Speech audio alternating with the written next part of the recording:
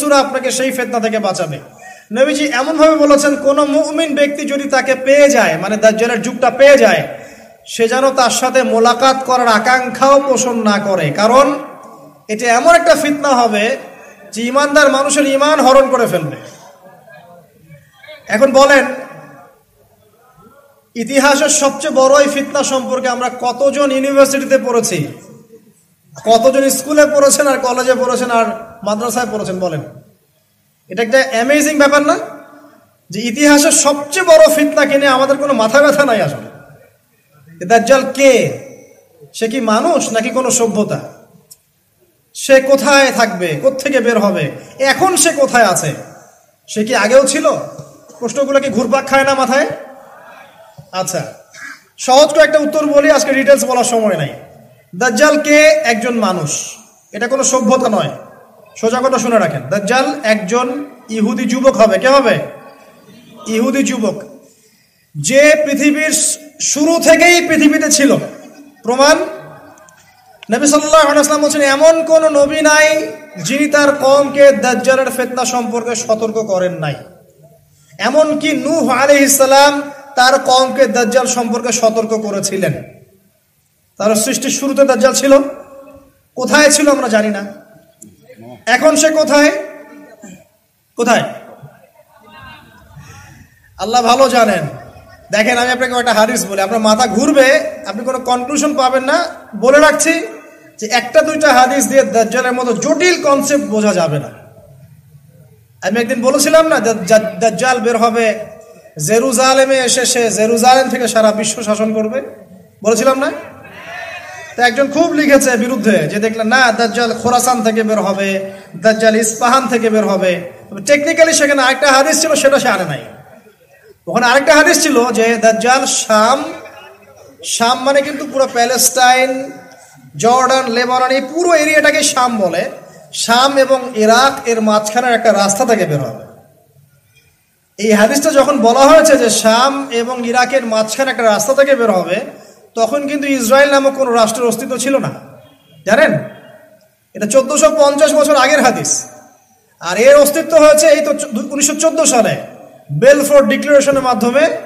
General LNB তো মনে হয়, নামটা ভুলে গেলাম, তার হাত ধরে অটোম্যানদেরকে সরিয়ে দিয়ে ও ওখানে ঢুকেছে 1914 থেকে 1917 এর মধ্যে। তো ওই সময় কিন্তু এই রাষ্ট্রের অস্তিত্ব ছিল না, কিন্তু নবীজি বলেছেন শাম আর ইরাকের মাঝখান থেকে বের হবে, এবং ওই জায়গাটা ওরা দখল করে ফেলেছে।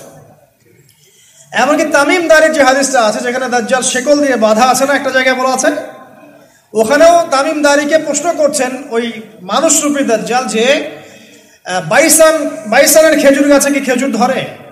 তারপরে ওই ওটার নাম কি, ইসরায়েলের পাশে একটা হ্রদ আছে, নামটা ভুলে গেলাম, একটা সাগর আছে, ক্যাসপিয়ান, তাবারিয়া হ্রদ, মাশাআল্লাহ, তাবারিয়া হ্রদে কি পানি আছে? মানে মানুষরূপী দাজ্জাল কয়টা প্রশ্ন করছেন, বাইসানে খেজুর গাছে খেজুর ধরে, তাবারিয়া হ্রদে কি পানি আছে? তো তখন এই জায়গাগুলো কিন্তু তখন শামের অন্তর্ভুক্ত ছিল। বাইসান, তাবারিয়া হ্রদ এখন সবগুলো ইসরায়েলের অন্তর্ভুক্ত, আপনি চেক করে দেখেন। হাদিস বলা হয়েছে 1450 বছর আগে, আর এখন কিন্তু এই লাস্ট 100 বছরের জায়গাগুলো ওরা দখল করে ফেলেছে। তো আস্তে আস্তে কি ওইদিকে যাচ্ছে না পরিস্থিতি? যাচ্ছে। এখন বিষয়টা হচ্ছে, সে একজন মানুষ, সে কোনো সভ্যতা নয়, তার কোকড়ানো চুল থাকবে, সে খুব হেভিলি বিল্ড হবে, তার শারীরিক শক্তি থাকবে বেশি, তার এক চোখ অন্ধ থাকবে, ঠিক আছে, এবং সে জিউসদেরকে নিয়ে বিশ্ব শাসন করবে। কতদিন? 40 দিন। 40 দিন মানে কি এক্স্যাক্টলি 40 দিন না, একটা সময় বোঝানো হয়েছে, এটা নিয়ে ওলামায়ে কেরামের মাঝে ইখতিলাফ আছে। তবে এতটুকু বলা হয়েছে, তার প্রথম দিনটা হবে 1 বছরের সমান, দ্বিতীয় দিনটা হবে 1 মাসের সমান, আর তৃতীয় দিনটা হবে 1 সপ্তাহের সমান, এবং বাকি দিনগুলো মানুষের দিনের মতোই, আমাদের দিনের মতোই হবে, ঠিক আছে? এখন দেখুন, খুরুজ নিয়ে যে কথাগুলো আছে, দাজ্জালের অস্তিত্ব আর খুরুজ এক জিনিস নয়। পৃথিবীর নূহ আলাইহিস সালামের সময়েও দাজ্জাল পৃথিবীতেই, কারণ নূহ আলাইহিস সালাম তার কওমকে দাজ্জাল সম্পর্কে সতর্ক করছেন, ঠিক আছে? আবার নবী সাল্লাল্লাহু আলাইহি ওয়াসাল্লাম বলছেন যে সে বের হবে আমার উম্মতে, এবং কিয়ামতের আগে সে সবচেয়ে ভয়ঙ্কর ফিতনা হবে, এর চেয়ে বড় কোনো ফিতনা নাই, আসবেও না, ছিলও না। পৃথিবীতে এখন যতগুলো ফিতনা আছে এগুলোকে একসাথে করলেও দাজ্জালের সমান হবে না, ঠিক আছে? সে বিশ্ব শাসন করবে, তার এক হাতে জান্নাত এক হাতে জাহান্নাম, মানে এটা রূপক অর্থে, কারণ জান্নাত জাহান্নাম হাতে আনা সম্ভব নয়। এক হাতে কি জান্নাত আনা সম্ভব? এক হাতে জাহান্নাম আনা সম্ভব? অর্থাৎ তার আনুগত্য যারা করবে তাকে সে প্রোগ্রেস দিবে, যে করবে না তাকে সে ধ্বংস করবে, তাকে শাস্তি দিবে। সে একটা কওমের পাশ দিয়ে হেঁটে যাবে, কওমের লোকদেরকে বলবে আমাকে আল্লাহ বলে মেনে নাও। ওই কওমের লোক যদি মেনে নেয় ওদেরকে সচ্ছলতা দিবে, ওদের ফসল ফলবে, ধন সম্পদ ওদের পিছু নিবে। যদি কোনো কওম অস্বীকার করে ওদেরকে ম্যাসাকার করে ছেড়ে দিবে।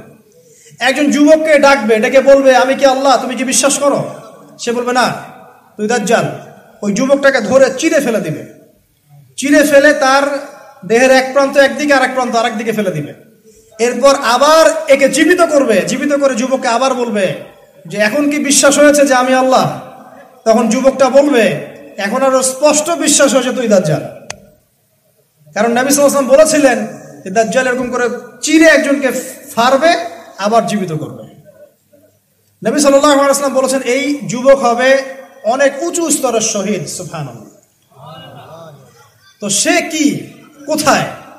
দেখুন, তামিম দারির হাদিসের মধ্যে দ্বীপের কথা আসছে।